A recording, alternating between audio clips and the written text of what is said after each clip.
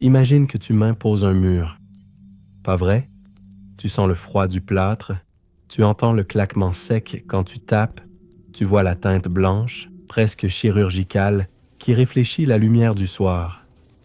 Tu es convaincu, c'est du solide, de la vraie matière, quelque chose qui existe sans discussion possible.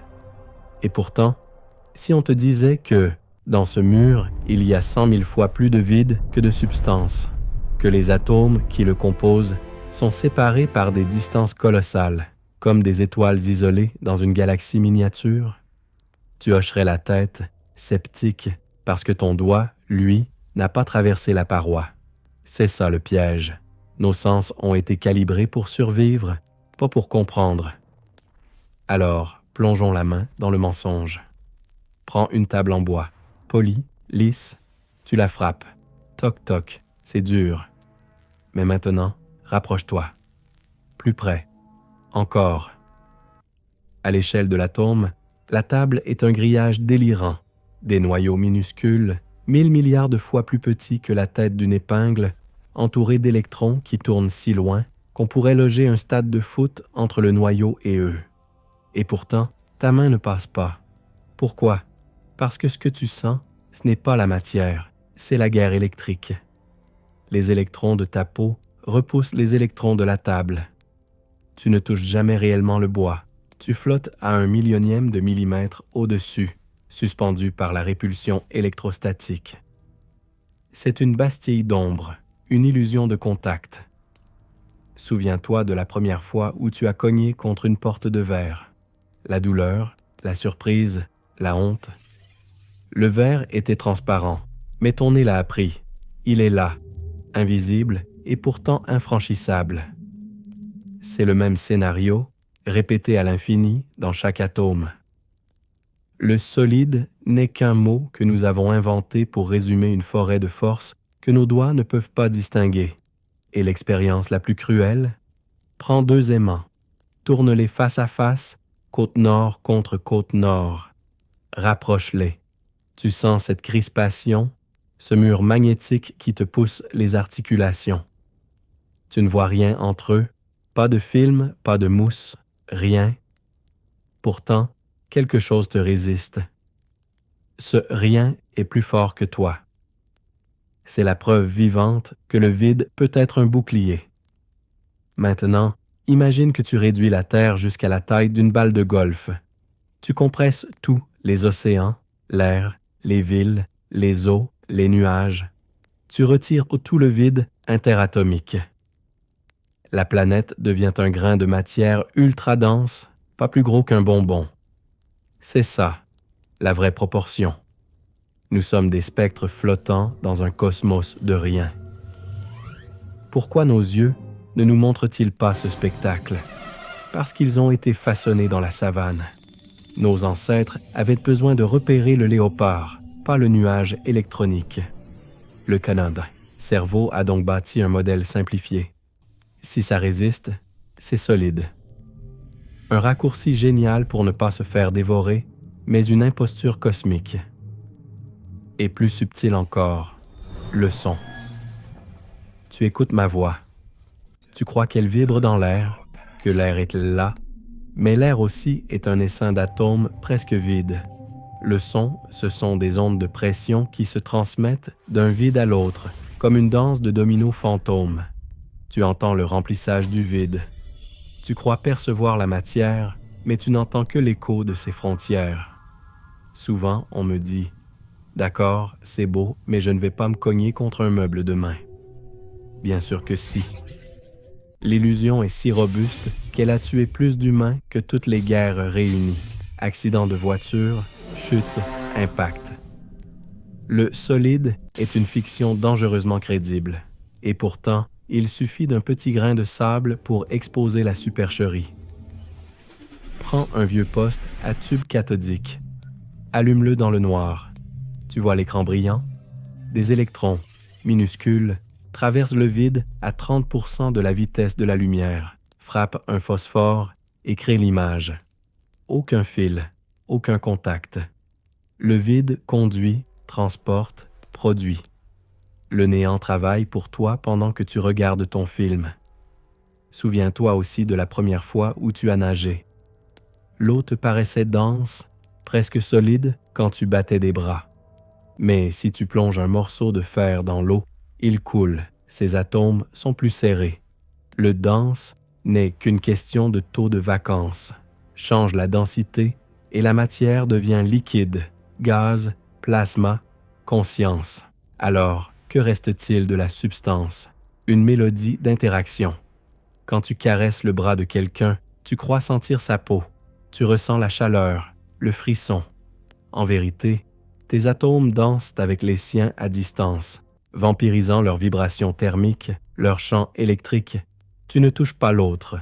Tu interprètes une partition de force. L'amour, l'amitié, la violence, tout cela se joue dans le vide. Et plus loin, dans le noir de ta chambre, quand tu éteins la lumière, tu crois que plus rien n'existe. Faux. Le vide lui-même frémit. Il est un océan en furie, bourré d'énergie potentielle, de particules qui apparaissent et disparaissent comme des étincelles de pensée. Tu n'es jamais seul, même dans le néant. Alors, la prochaine fois que tu te cogneras à un angle de table, au lieu de maudire le bois, souviens-toi, tu n'as pas heurté la matière, tu as percuté une illusion, un hologramme de force. Et cette douleur, c'est le prix de la connaissance. Le rappel que le monde n'est pas ce que tu crois, que « solide » est un mot inventé par des singes effrayés pour dormir tranquille. Mais ne t'inquiète pas, l'illusion est si bien faite qu'elle te portera toute ta vie. Marcheras, tu danseras, tu aimeras, tu pleureras, et jamais tu ne traverseras le mur. Pourtant, quelque part dans ta tête, la fissure est là. Tu sais que tu flottes. Et cette fissure, c'est la porte vers le prochain chapitre, vers l'atome lui-même, vers le vide qui gronde. Imagine un écran de fumée. Un pudding anglais géant, tout luisant de raisin et de cannelle, suspendu dans le vide. C'est le modèle de J. Thomson en 1904. L'atome comme un nuage positif, pétri de douceur, où des électrons négatifs seraient comme des grains de sucre en suspension. On l'appelle le plum pudding parce qu'il rassure. La matière ressemble encore à un dessert de grand-mère, rond, homogène, rassurant. Personne n'y voit de vide, personne n'y sent le vertige. Et pourtant, 7 ans plus tard, dans un sous-sol de Manchester, Ernest Rutherford va tirer une balle de canon dans ce dessert. Et le pudding explose en 1000 miettes de néant. Je sens encore l'odeur de l'alphabet grec sur mes doigts. J'ai passé la nuit à recopier les notes de Geiger et Marsden, ces 2 étudiants que Rutherford avait armés d'une feuille d'or, d'un fusil à particules alpha et d'un microscope scintillant. Le protocole? Simple, bombarder la feuille, compter les éclats de lumière, vérifier que les alphas traversent comme des balles dans du beurre. Thomson promet, l'énergie se dissipera doucement, aucun rebond sauvage. Sauf que vers 2h13 du matin, Marsden crie « Un de ces diables est revenu par derrière ».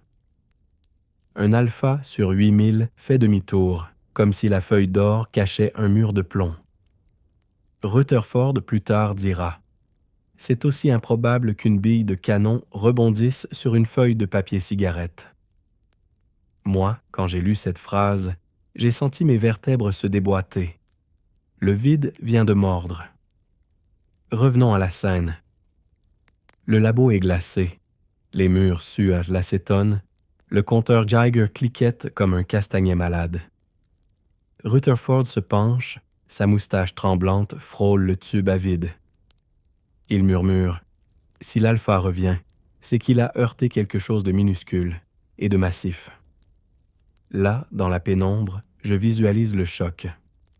La particule charge droit, voit un noyau gros comme une mouche au centre d'un stade et ricoche. Le stade, c'est le vide. La mouche, c'est l'essentiel. En 1911, Rutherford publie « Le noyau ne contient qu'1 millième de la taille de l'atome, mais 95% de sa masse. Le reste, du désert. Je répète, nous sommes des oasis de vide entourées d'un grain de sable ultra dense. Pour que tu sentes l'échelle, grimpons sur l'échafaudage de l'imaginaire. Si je grossis un noyau jusqu'à la taille d'un ballon de rugby, le premier électron tourne à 4 km de distance dans le vide absolu. Entre les deux, pas d'air, pas de vent, pas de mur, rien. Pourtant, ta main ne traverse pas la table. Pourquoi? Parce que l'électron, ce lutin, négativement électrisé, hurle non au bout de ton doigt négatif et te repousse avant que tu ne touches quoi que ce soit. Le solide n'est qu'un concert de non répété à vitesse relativiste. Tu crois caresser la matière, tu flottes dans un champ de force. C'est comme si, en approchant une personne sur la piste de danse, la musique devenait si stridente que vous reculez tous les deux sans jamais vous effleurer. Le vide, c'est la piste. La musique, c'est l'électromagnétisme. J'ai voulu toucher ce vide moi-même. J'ai volé, oui, volé, j'assume, une feuille de mica du labo de minéralogie. Le professeur disait, c'est une pile de couches atomiques, faciles à séparer. J'ai glissé un scalpel, j'ai soulevé une lamelle d'1 millième de millimètre. À la loupe, elle est transparente, irisée, mais surtout, elle flotte. Pas de poids, pas de substance visible. J'ai posé mon doigt.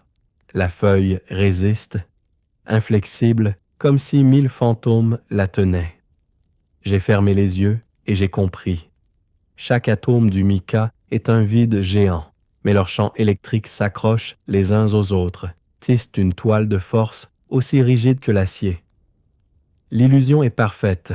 La matière est une sculpture de vide sculptée par l'électricité. Revenons à Rutherford. Après la découverte, le vieux lion ne dort plus. Il arpente les couloirs en fredonnant « Onward, Christian Soldiers », mais le chrétien en lui doute. Si l'atome est presque vide, pourquoi ne s'effondre-t-il pas?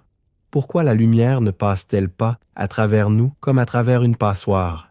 La réponse, il ne la verra pas. Elle attendra Niels Bohr et la quantique.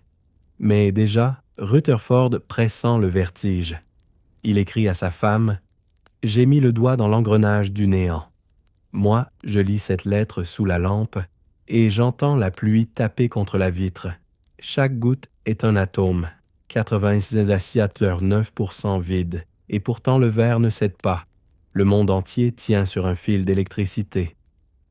Pour que tu goûtes la saveur historique, plongeons dans les chiffres bruts. Geiger et Marsden ont compté durant des mois plus d'1 million de scintillations. Sur ces millions, seule une fraction ridicule ricoche à 185 €, mais cette fraction suffit. Elle dessine en pointillé le noyau. C'est comme si, en regardant la nuit, tu voyais une étoile clignoter une fois parmi 1000, et que ce clin d'œil te révélait une galaxie entière. Rutherford, assis sur une caisse de plomb, multiplie les angles, calcule la section efficace, applique la loi de Coulomb. Il n'a pas de supercalculateur, juste un crayon, une gomme et la foi en la géométrie. Le soir venu, il sort fumer sa pipe sous la pluie anglaise et murmure. Le vide a une forme. Je répète sa phrase comme un mantra, et mes pieds, sur le sol de linoléum, me semblent flotter. Et maintenant, imagine l'émotion de l'équipe quand la théorie tient. Marsden, tout juste 20 ans, court dans les couloirs en brandissant la dernière plaque. Un alpha a frappé, a été repoussé, a laissé une trace en forme de V. Rutherford l'embrasse sur les 2 joues, scandale victorien, et crie « Nous avons percé le secret de la matière ». Dans la salle obscure, je vois leurs visages se refléter dans l'écran de zinc, illuminé par les scintillations. Ils ne savent pas encore que ce vide les rendra célèbres, qu'il fondra la bombe atomique, qu'il nous fera marcher sur la Lune. Ils savent seulement qu'ils ont touché le cœur du néant et que le cœur bat.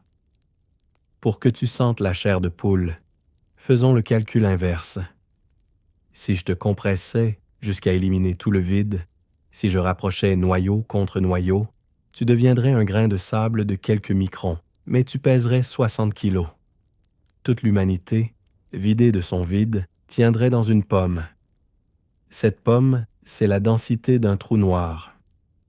Rutherford n'a pas vu ce bout du chemin, mais il a ouvert la porte. En 1933, il meurt. On enterre son cœur près du labo de Manchester.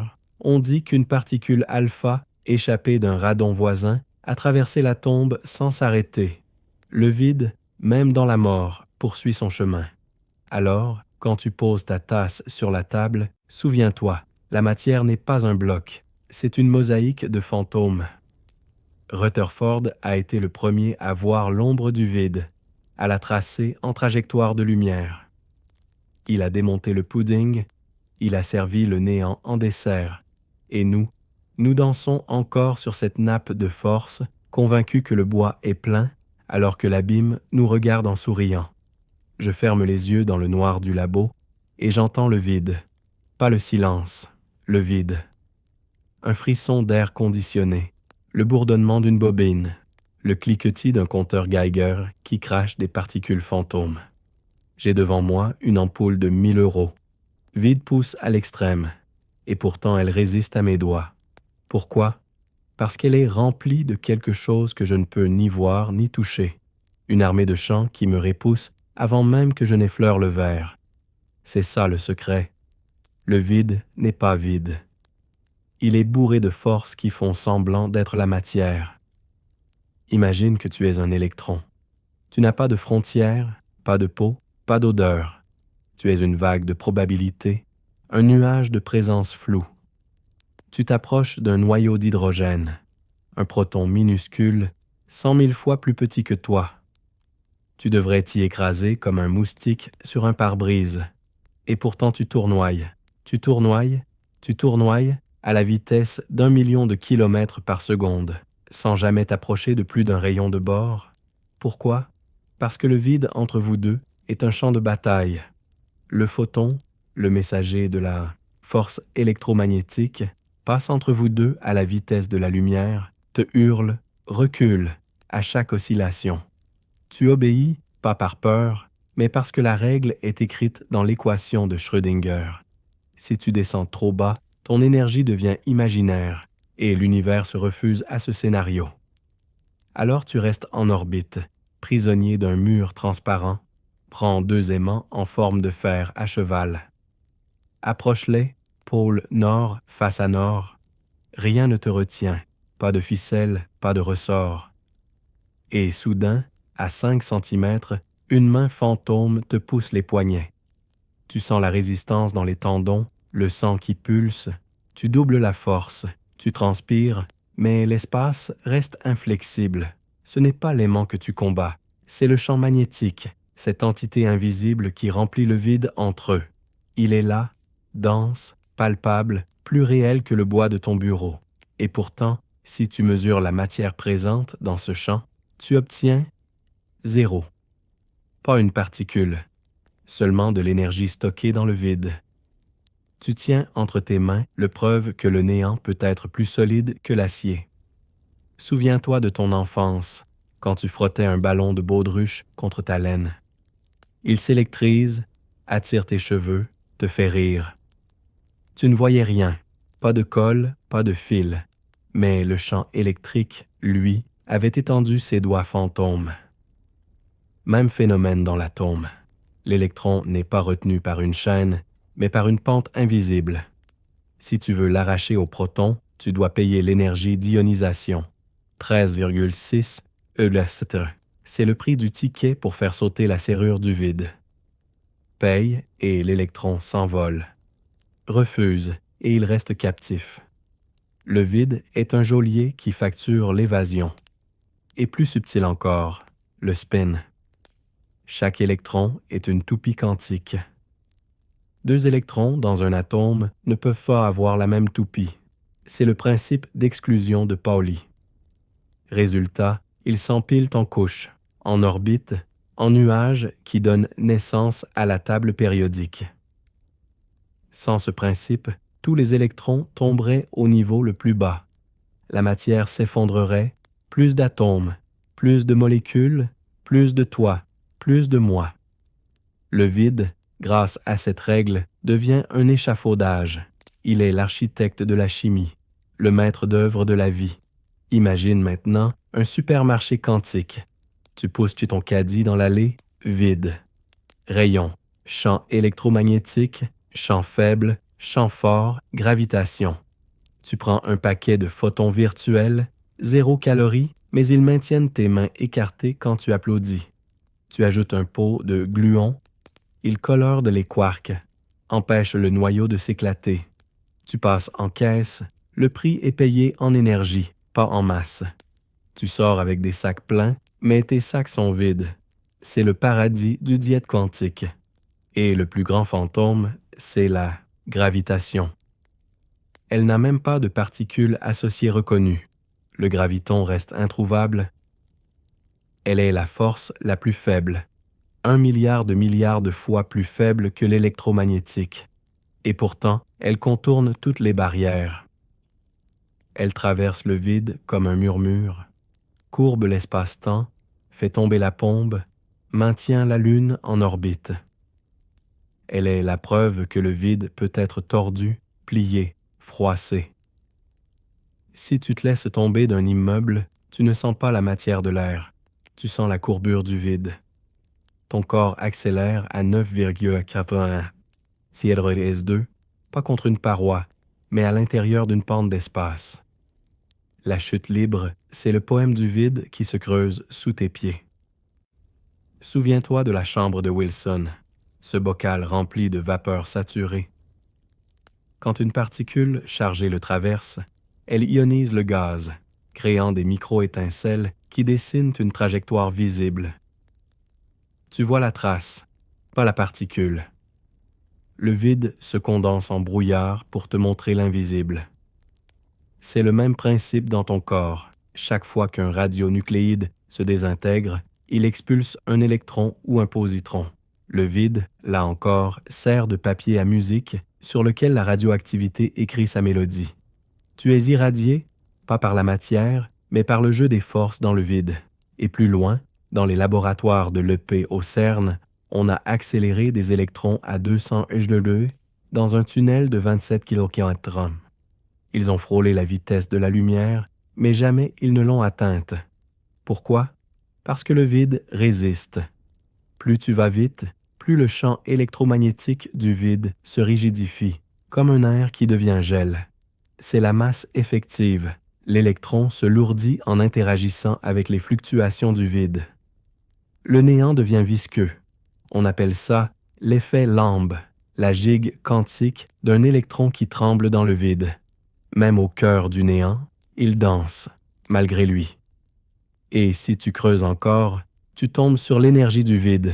Dis 9 joules par mètre cube, soit l'équivalent d'une ampoule de 100 watts allumée, dans un cube de 100 km de côté.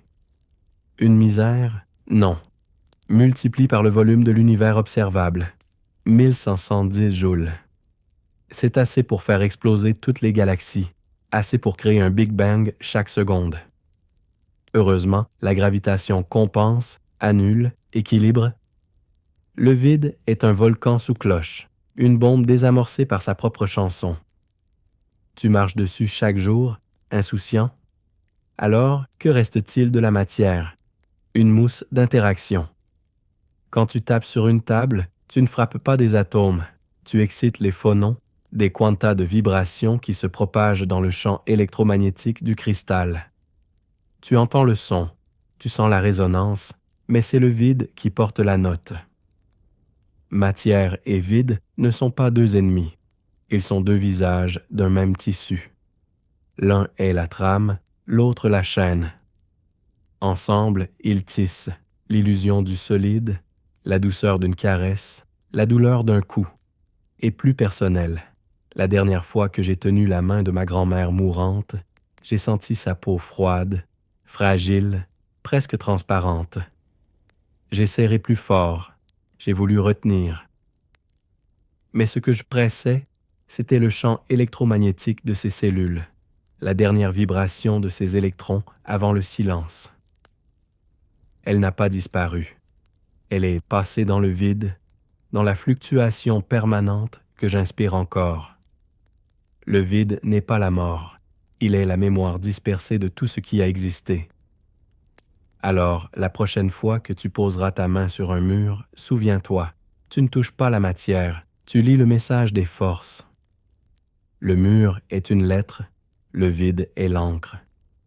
Et toi, tu es le lecteur qui croit tenir le papier, mais qui ne tient que l'histoire.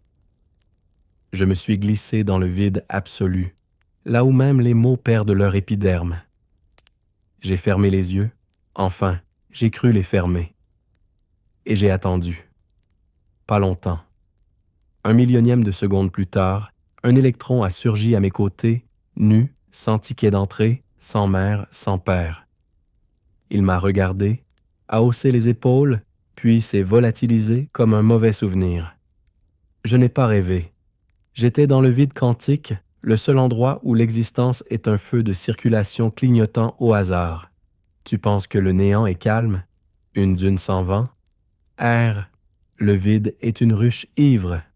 J'ai posé mon micro contre le silence, j'ai monté le gain jusqu'à saturation et j'ai entendu crépitement, clic, soupir microscopique.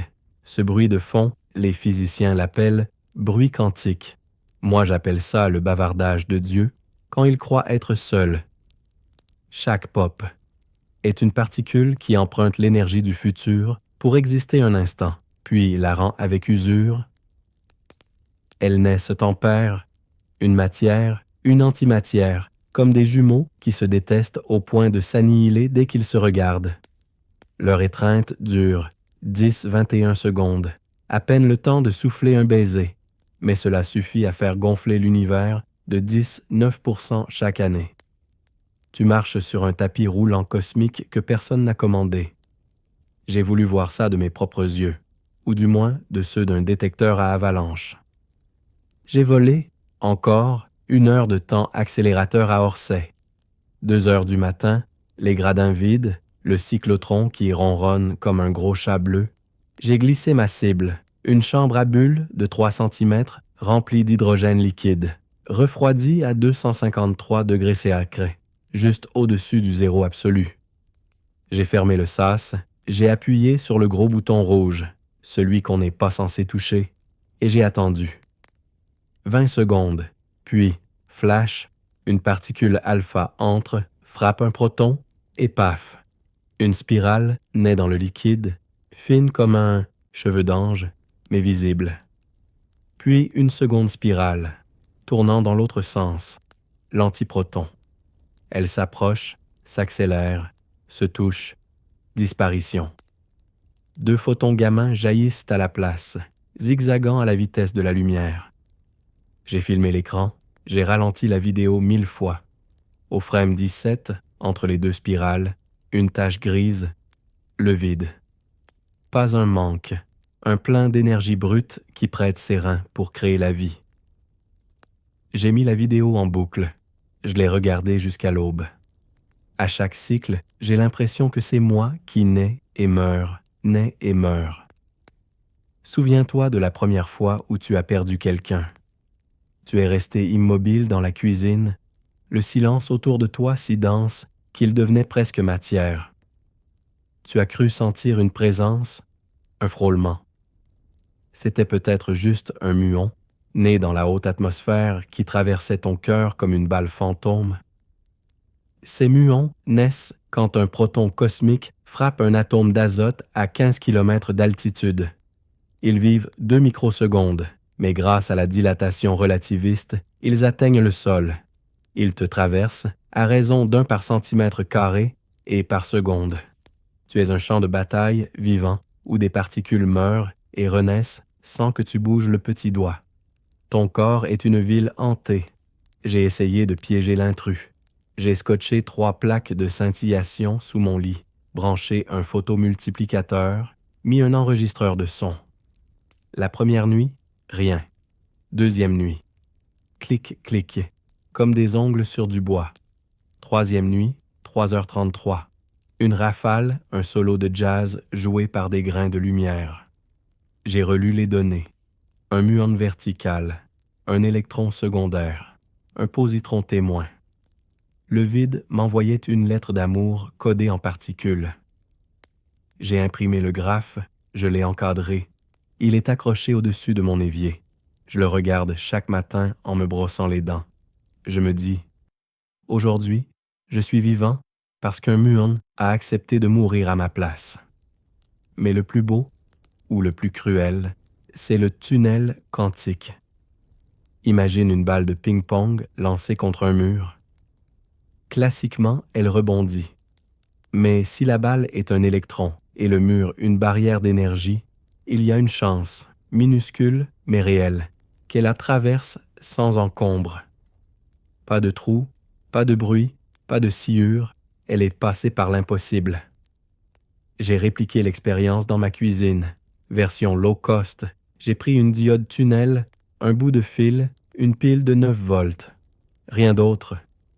Quand le voltage est trop faible pour franchir la jonction, le courant passe quand même. J'ai mesuré 3 nanoampères, 3 nanoampères de pure tricherie cosmique. J'ai crié, seul, à 4h17, mes voisins ont frappé au plafond. J'ai crié plus fort, vous êtes des fantômes vous aussi. Ils n'ont pas compris, mais j'étais heureux. Souviens-toi de l'angoisse de l'examen quand tu fixais la question sans voir la réponse. Soudain, pop, l'idée surgit de nulle part. C'est un tunnel mental. Le cerveau, c'est un réseau de neurones séparés par des synapses, des cavités microscopiques. Parfois, un électron emprunte le vide entre deux neurones, contourne la barrière de potentiel et clic. La pensée naît. Tu ne l'as pas cherchée, elle s'est invitée. Tu as quantum leapé ton propre crâne. Toute invention, tout poème, tout « je t'aime » inattendu est un saut dans le vide. Un passage interdit que l'univers autorise parce qu'il s'ennuie. J'ai voulu franchir le miroir. J'ai scanné mes mains à haute résolution. J'ai zoomé jusqu'au pixel, puis à l'atome. J'ai vu rien. Grille vide. J'ai agrandi encore. Fluctuation. Particules qui apparaissent, s'embrassent, s'effacent. Mes mains ne sont pas des mains. Ce sont des nuages de probabilité. J'ai fermé l'écran. J'ai regardé mes doigts réels. Ils tremblaient. Pas de peur, d'émerveillement. J'ai caressé mon visage, même vacarme quantique. J'ai souri. Pour la première fois, j'ai senti la frontière. Je ne suis pas dans l'univers, je suis un état de l'univers, une vibration qui se croit solide. Et le clou final, le vide, n'est pas le même partout. J'ai comparé 2 détecteurs, un au niveau de la mer, un au sommet du Mont Blanc. Le second captait 25% plus de paires électrons-positrons. Plus tu t'élèves, plus le vide se remplit. L'altitude, c'est le volume sonore du néant.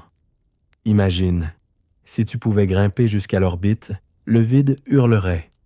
Si tu pouvais plonger au centre de la Terre, il chuchoterait.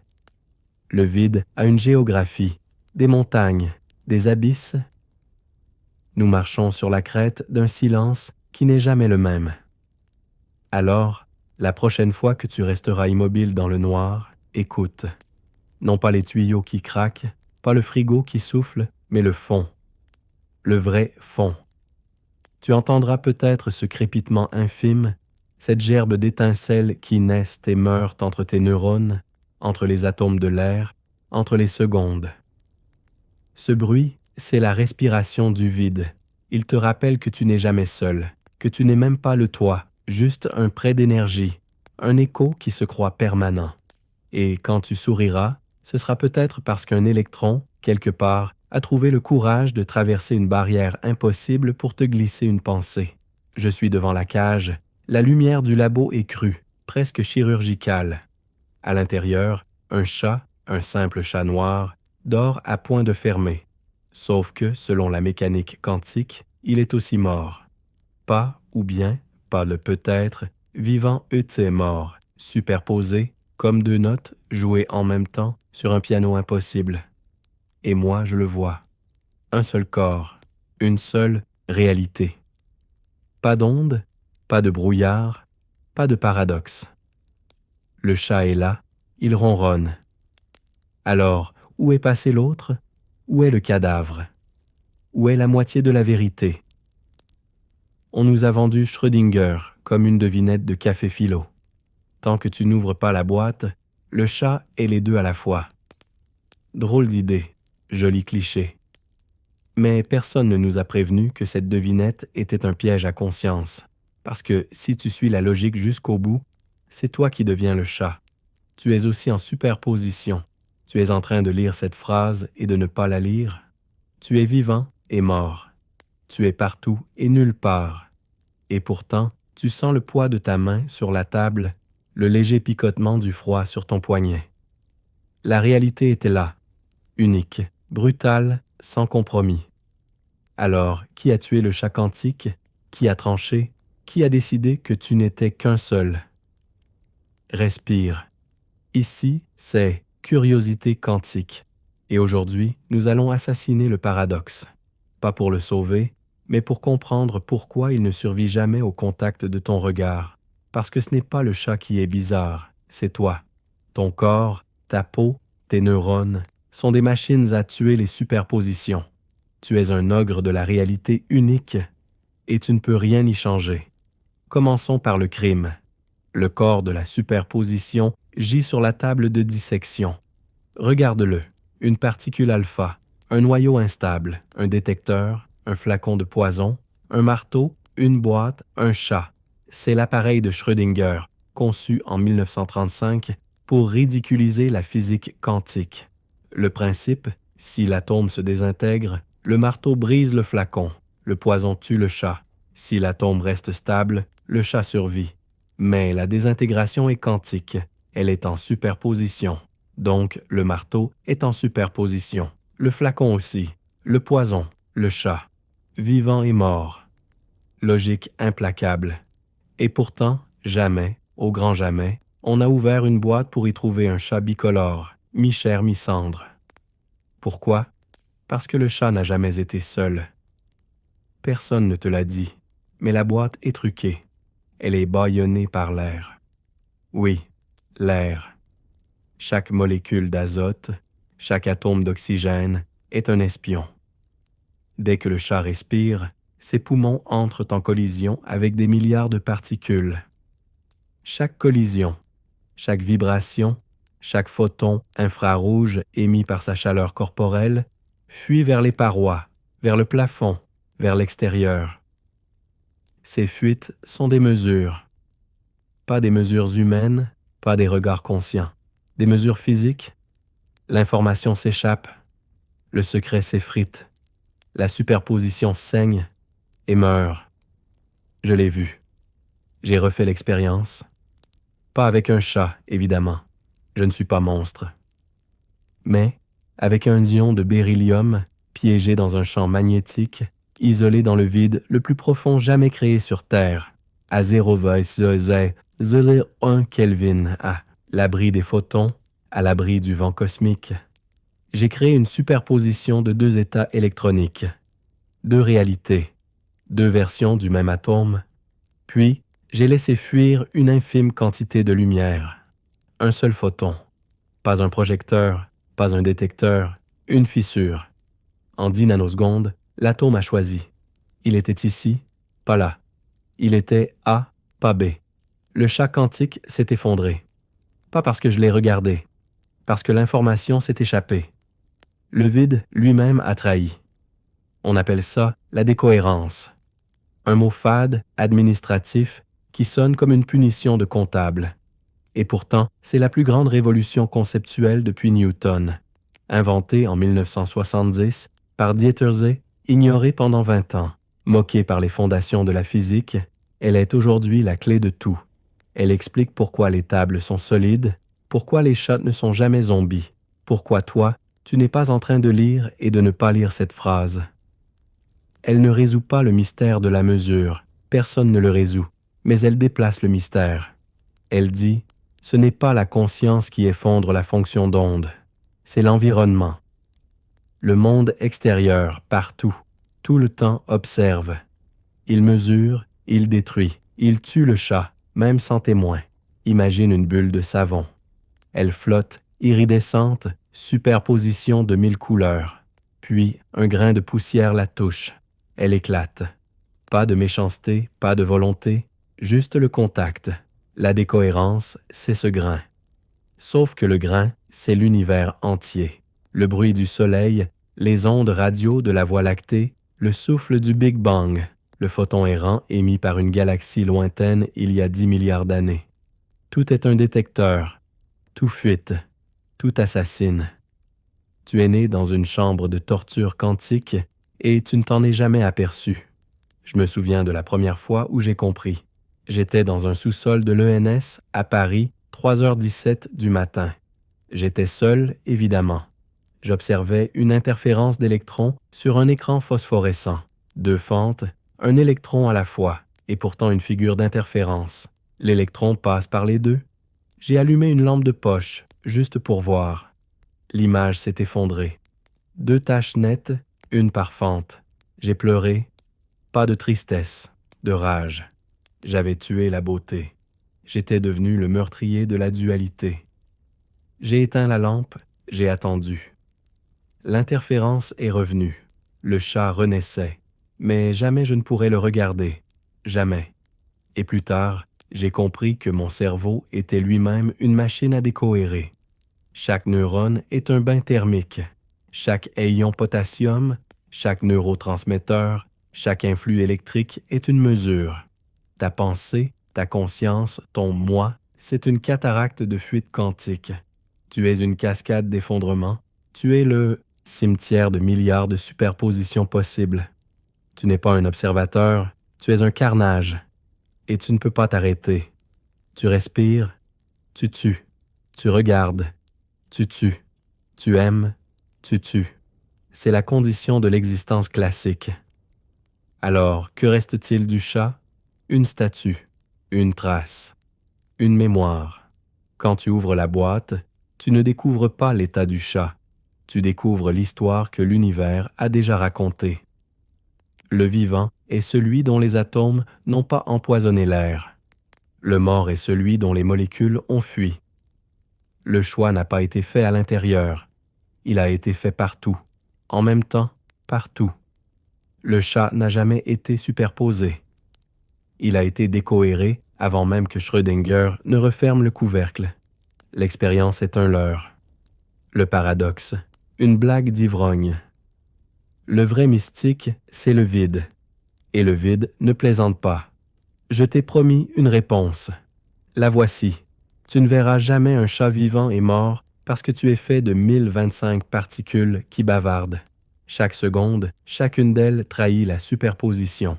Elle la dénonce au vide, au champ, à la lumière. Tu es un panoptique ambulant. Tu es la prison de la fonction d'onde. Et tu ne peux pas t'évader. Même si tu te coupes du monde, même si tu plonges dans un trou noir, même si tu figes l'univers entier, il restera les fluctuations du vide, les particules virtuelles, le frémissement de l'énergie zéro. Elles observeront. Elles tueront. Le chat ne reviendra pas. Alors, que faire? Rien. Accepte. Marche sur la ligne de crête entre l'horreur et la merveille. Sache que, sous tes pieds, des mondes infinis naissent et meurent. Sache que, dans une autre branche de la fonction d'onde, un autre toi pleure pour un chat qui est mort. Sache que, ici, maintenant, tu es seul, vivant, unique, et que c'est précieux. La décohérence n'est pas une malédiction, c'est une bénédiction. Elle sculpte la réalité. Elle taille le marbre du monde. Elle donne forme à ta main, à ton cœur, à ta voix. Elle te permet d'aimer sans t'éclater en 1000 possibles. Elle te permet de mourir sans être partout. Elle te permet d'être un, entier, réel. Je referme la cage. Le chat s'étire, cligne des yeux, saute à terre. Il ne sait pas qu'il a été sauvé par la trahison de l'univers. Il ne sait pas qu'il a été mort. Il ne sait pas qu'il a été milliard. Il sait seulement qu'il a faim. Et moi, je sais que je suis vivant. Parce que je suis un tueur de fantômes. Parce que je suis la décohérence. Parce que je suis là. Et que c'est assez. Je colle mon oreille contre le verre du laboratoire et j'entends le vide. chanter. Pas une mélodie humaine, un grondement sourd, une respiration qui n'appartient à aucun poumon. Le compteur Geiger claque comme un castagnet de l'enfer. Les diodes clignent et pourtant la chambre est à 0,1 atmosphère, le néant absolu. Alors pourquoi mes instruments hurlent-ils? Parce que le néant n'est pas silencieux. Il est un océan en furie, un casino où l'énergie mise ses particules à la roulette et les perd à chaque spin. Bienvenue dans le vide quantique, le seul endroit où rien peut te renverser d'un coup de rein. On nous a répété, le vide, c'est le zéro, l'absence, le grand blanc. Mensonge. J'ai mis mon doigt, un doigt fait d'atomes, eux-mêmes crevés de vide, sur le capteur d'un interféromètre laser. L'aiguille a dérapé. Pas à cause de ma chaleur corporelle, non, à cause des fluctuations du vide, ces vagues d'énergie qui naissent et meurent si vite qu'on n'a même pas le temps de leur donner un nom. Elles n'existent qu'un millionième de milliardième de seconde, mais elles bossent quand même. Elles font bouger des miroirs de quelques 10 millièmes de protons. Si tu pouvais agrandir ce tremblement à l'échelle d'un immeuble, tout Paris danserait la Java. Souviens-toi du dernier blackout que tu as vécu. Minutes de silence, ampoules éteintes, frigo qui s'arrête. Tu as cru que l'énergie avait disparu. Erreur. Elle était là, tapie dans le noir, sous forme de particules virtuelles. J'ai scotché une plaque de cuivre à l'intérieur d'un micro-ondes, j'ai vidé l'air, j'ai refermé la porte. Rien, tu parles. J'ai allumé le magnétron, 2 secondes, juste assez pour exciter le vide. Les photons virtuels ont absorbé l'énergie, ont gonflé comme des ballons, sont devenus réels. J'ai ouvert la porte. La plaque était brûlante. Le néant m'a chauffé mon thé. Tu bois du vide chaque matin sans le savoir. Je suis descendu plus bas. J'ai plongé dans un cristal de saphir refroidi à 0,05 Kelvin, juste au-dessus du zéro absolu.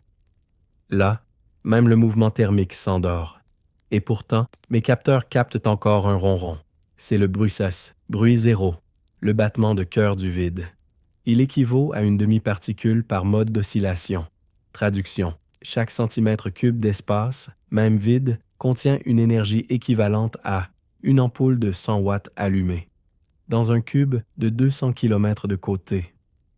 Une misère, multiplie par l'univers entier.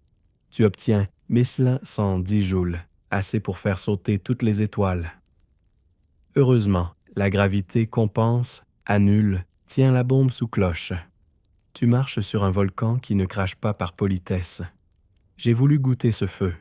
J'ai construit, dans mon garage, entre une vieille Harley et un microscope à effet tunnel, une cavité de Casimir. 2 plaques de métal parallèles, séparées par 200 nanomètres, moins que le diamètre d'un virus. Le vide entre elles est qu'au trop petit pour que certaines ondes quantiques y entrent. Résultat, dehors, le vide bat plus fort que dedans. Les plaques se rapprochent, toutes seules, comme aimantées par le néant. J'ai mesuré la force, 0,2 micronewtons. Ridicule, c'est la poussée d'un moustique. Mais si tu réduis la distance à 10 nanomètres, la pression atteint une atmosphère. Le vide peut écraser de l'acier si on le laisse assez près de lui-même. Imagine un piston mu par le rien, moteur gratuit, énergie infinie. Brevet déposé à 3h14 du matin sous le nom de néant moteur. Le vide est un ingénieur gratuit. Souviens-toi de la dernière fois où tu as soufflé sur une bulle de savon. Elle a brillé, irisé, puis a éclaté. Elle n'était faite que d'eau et d'air, mais la couleur venait de l'interférence des ondes de lumière. Même phénomène dans le vide, les fluctuations créent des polaritons, des hybridations entre photons et excitation de matière. J'ai illuminé une puce de silicium avec un laser femtoseconde. Au centre du faisceau, le vide a réfracté la lumière comme un prisme. Pas la puce, le vide. Il a changé d'indice optique sous la claque du champ électromagnétique. Le néant a un corps, un ventre, un indice de réfraction. Il peut faire dévier la lumière comme de l'eau salée. Le vide est un cristal invisible. Je suis allé plus loin. J'ai scanné le ciel avec un radiotélescope à 2,7 Kelvin, la température du fond diffus cosmique. Chaque pixel murmure le même chiffre, 2725 K. Ce n'est pas le bruit de l'atome, c'est le souvenir du Big Bang, encore chaud après 13,8 milliards d'années. Mais en dessous, il y a une anomalie. Des taches à 2724 999 K. Rien? Non. Ce sont les fluctuations primordiales, les graines des galaxies et aussi les empreintes du vide quantique avant même qu'il y ait des particules. Le néant a laissé ses empreintes dans le bébé univers. Tu portes sur ta peau les creux de ce vide originel. Ils ont grandi en amas, en étoiles, en planètes, en toi. Tu es la cicatrice d'un rien qui a gonflé. J'ai voulu mesurer le poids de ce souvenir. J'ai suspendu une bille de silicium de 50 microgrammes dans un piège magnétique au-dessus d'une puce supraconductrice. Refroidie à 20 millikelvin, la bille devient un oscillateur mécanique quantique. Je mesure son état fondamental. Il contient encore une demi-quantum d'énergie. Je ne peux pas l'enlever. C'est l'énergie du vide, le zéro point energy. La bille vibre même quand on tue toute chaleur. Elle chante la note la plus grave de l'univers, le fa dièse du néant. J'ai enregistré le son. Je l'ai accéléré 1000 fois. C'est un cri d'enfant, un souffle, un « je suis là ». Le vide a une voix, et elle est douce. Et plus cruelle, la catastrophe du vide. Si la théorie standard est juste, l'énergie du vide devrait être 1121 fois plus grande. Assez pour faire exploser l'univers avant même qu'il n'ait eu le temps d'inventer les mathématiques. Pourquoi ne voit-on pas ce cataclysme? Parce que la gravité, la supersymétrie ou une autre règle cosmique compense à la virgule près. C'est comme si, en ouvrant ton robinet, tu devais ajuster le débit à 10-21% près pour ne pas inonder la planète. Le vide est un équilibriste sur un fil tendu entre le tout et le rien. Une erreur d'un dixième de décimale et l'univers s'effondrerait en une bulle de vrai néant. Tu vis parce que le vide s'est compté. J'ai voulu toucher cette corde. J'ai mis une cavité supraconductrice dans un bain d'hélium, j'ai injecté un photon, il a tourné pendant 0,13 secondes, une éternité quantique en rebondissant sur les miroirs. À chaque réflexion, il interagit avec le vide. Il gagne ou perd une demi-particule. J'ai mesuré le décalage de fréquence 1 Hz. Le vide a modifié la couleur de la lumière. Il a changé le photon comme un filtre magique. Le néant est un peintre, il retouche l'arc-en-ciel. Il te regarde à travers la lumière de ta lampe de chevet et il te sourit. Souviens-toi de la dernière fois où tu as regardé les étoiles. Tu as pensé, tout ça est si loin. Erreur. Le vide entre toi et elle est rempli de fluctuations qui les rapprochent. L'expansion de l'univers n'est pas un simple éloignement, c'est le vide qui gonfle comme une pâte à pain quantique. Chaque seconde, de nouveaux riens naissent dans l'espace intergalactique poussés par l'énergie du vide. Ils ne sont pas des particules, ce sont des volumes d'espace-temps frais. Tu ne les sens pas, mais ils t'éloignent de ton amour perdu à 70 km par mégaparsec. Le vide grandit et il t'écartèle doucement. J'ai voulu fermer la vanne. J'ai calibré 2 lasers pour créer une zone de pression négative. Un vide plus vide que le vide. Résultat, les fluctuations y deviennent si faibles que la lumière y ralentit de 0,01%. J'ai créé un trou dans le rien. Dedans, le temps se fige 1 microseconde plus vite. C'est un mini Big Bang inversé. Au lieu d'exploser, le vide s'effondre sur lui-même. J'ai mis une mouche, morte, dans la zone. Elle n'a pas pourri, pas de microbes, pas d'oxydation. Le néant la conserve comme un musée. Le vide est un frigo cosmique, un conservateur de souvenirs. Un jour, je m'y glisserai pour voir si la mort peut être suspendue par l'absence même de la vie. Alors, la prochaine fois que tu poseras ton front contre la fenêtre, souviens-toi, le verre n'est pas seul. Entre ses atomes, entre toi et l'infini, le vide frémit, compte, peint, pousse, conserve, tue, crée. Il n'est pas le silence, il est l'orchestre. Il n'est pas le manque, il est la réserve. Il n'est pas le néant, il est la promesse. Tu ne regardes pas le vide, tu es regardé par lui. Et quand tu fermeras les yeux, il te soufflera son chant. Je suis le commencement que tu prends pour la fin.